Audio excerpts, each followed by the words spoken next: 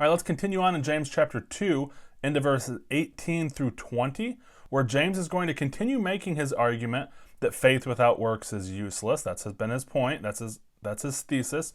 And he's going to continue his argument by introducing a literary device called a diatribe or an objector.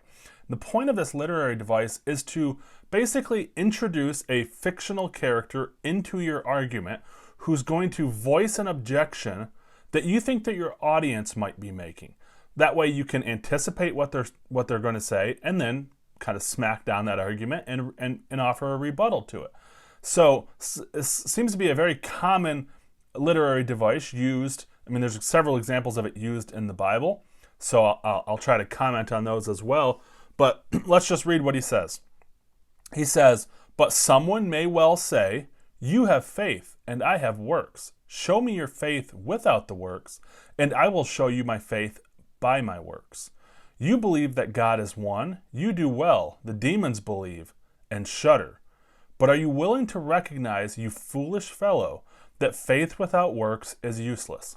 So encapsulated in those 3 verses or so is James introducing this objector about, arguing that faith without works is okay.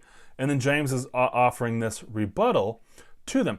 The hard part, and this is, I've said that this passage, James 2, 14 through 26, is one of the hardest in the entire Bible to interpret.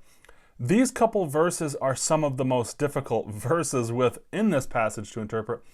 And the reason why that is, and I'll spend a video or two trying to break down, because it gets very complicated.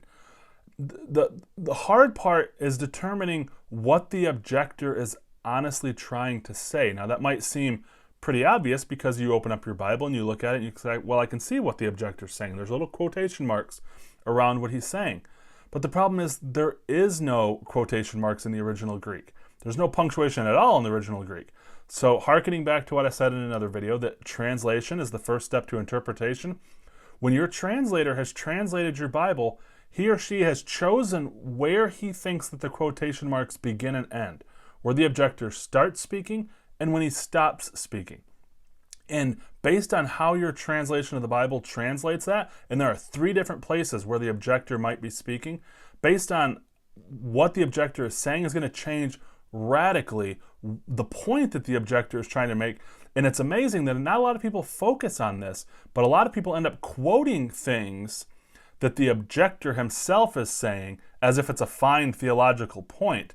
But James actually rebukes the objector and says, "You fool." So we better be careful and know what the objector is saying.